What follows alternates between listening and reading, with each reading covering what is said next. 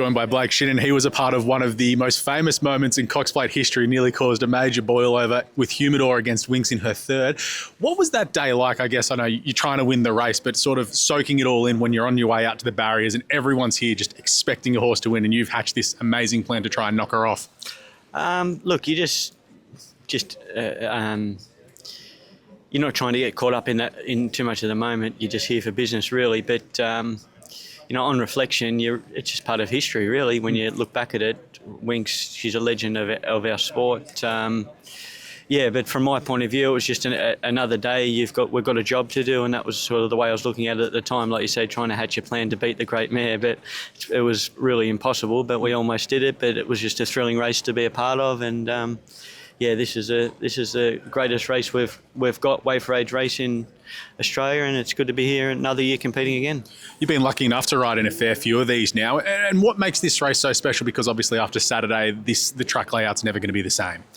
Look, the build-up, the horses, the track,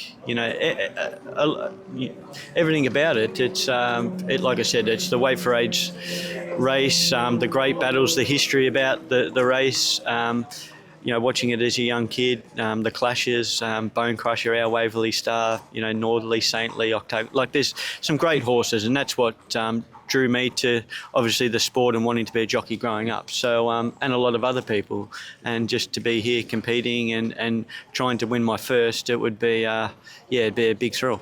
I'm going to try and pin you down. You've just mentioned a lot of famous names because obviously desperately trying to win your first one. What would be your favourite from just the ones that you've watched when you've sort of seen the race, or ones that you've been involved with that you've soaked it all in? I missed a heap of names. Maccabi Diva came to mention.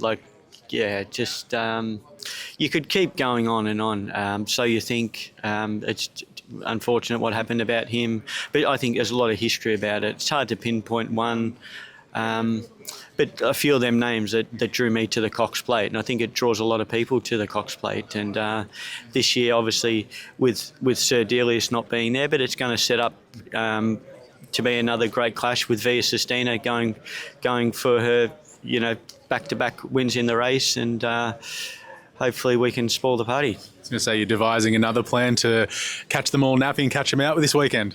Look, let's wait and see, but we'll just see how the race unfolds. Antino's a capable horse. He can make moves at any point, really, and this is a grand final, and we won't be leaving anything on the track, that's for sure.